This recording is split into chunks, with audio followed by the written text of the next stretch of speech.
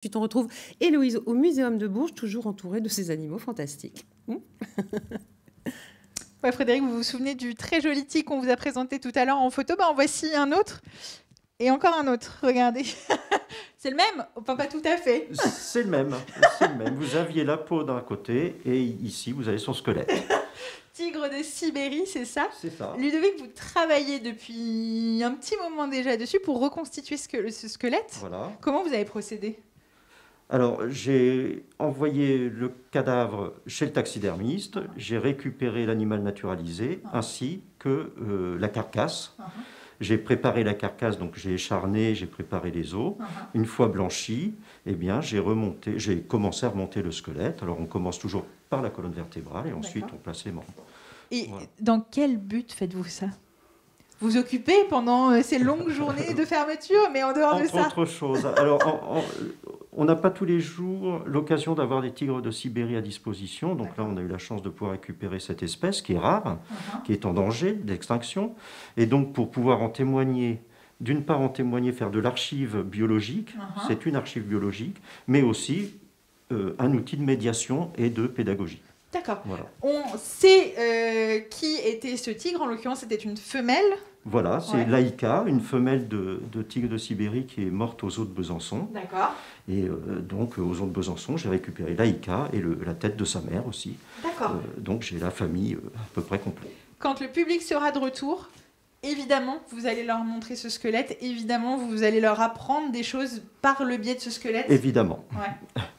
Voilà, la réponse est toute simple. Bon, ça veut dire qu'on reviendra. Du coup. Voilà, vous reviendrez. Ok, et bon, on vous laisse terminer parce que je pense qu'il y a encore plein de petits Il y a os encore un peu de à travail. attraper et à lier tous ensemble. Pendant ce temps-là, on va aller embêter Amélie. Bonjour.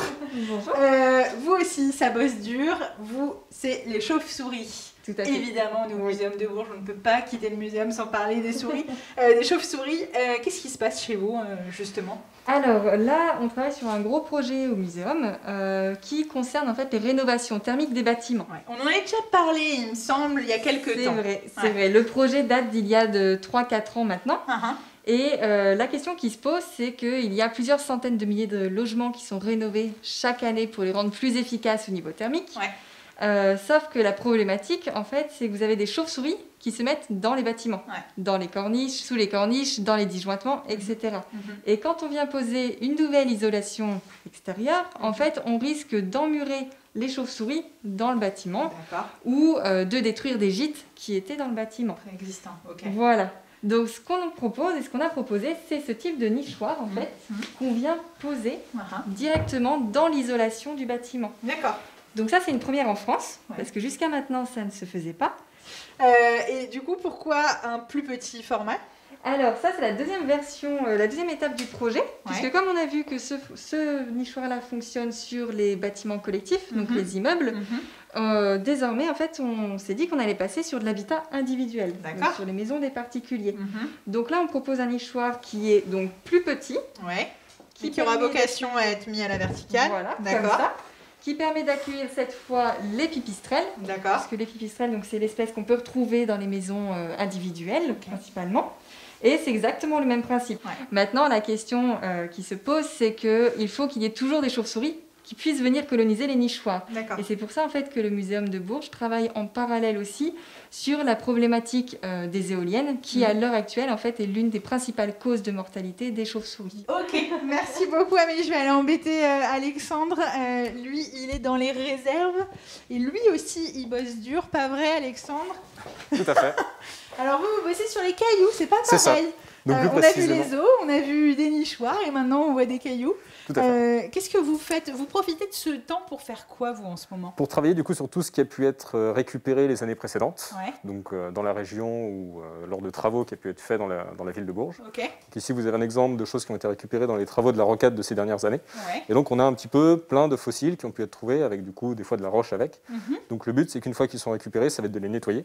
Donc enlever tout ce qui peut être roche autour du fossile. Alors là, par exemple, il y a un énorme morceau, il est où le fossile? C'est ça. Donc vous en avez un ici, par exemple, et un autre là.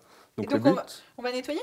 C'est ça. Le but, ça va être tout enlever, d'isoler le fossile pour qu'on ait finalement juste ce dernier qui est bien nettoyé et qu'on peut ainsi voir du coup tous les caractères qui va du coup le caractériser. Ce qui nous permet du coup de savoir quels sont ces fossiles-là. Donc vous appelez ça un travail de bibliographie, c'est comme ça qu'on dit. Tout à fait, travail de recherche bibliographique. Et alors pourquoi vous avez mis ces énormes donc là, c'est d'autres spécimens qu'on peut donner, qui du coup nous permettent de mieux voir le travail donc, de dégagement et de préparation du fossile. Parce que la différence entre quand on le trouve, donc il y a beaucoup de roches autour, et là où c'est dégagé, et du coup on voit bien les caractères, notamment l'enroulement de ce spécimen qui est une ammonite. D'accord. Donc ça occupe tout votre temps en ce moment? C'est ça. Et une fois qu'on a fait ça, il faut ranger, c'est ça? Donc une fois qu'on a fait tout ça, on peut attribuer donc, un numéro d'inventaire et du coup informatiser toutes les informations qu'on a pu récupérer sur la provenance, l'âge de la couche et ses caractères. Et du coup le rentrer au sein des collections comme on a ici, donc une fois qu'ils sont bien rangés pour qu'on puisse facilement les retrouver si d'autres personnes veulent les étudier ou les emprunter pour des expositions futures. C'est vrai qu'il y a de quoi faire ici. Merci beaucoup. Je vous en prie. Alexandre, vous avez vu, les équipes s'occupent, elles préparent plein de choses pour l'avenir et donc ça c'est chouette. Et vous allez voir que dans ce muséum, il y a aussi des projets assez incroyables qu'on n'aurait pas imaginé se faire ici, et bien, qui sont en train de se réaliser avec d'autres publics et d'autres personnes. On vous en parle dans un tout petit instant. Oh bah oui.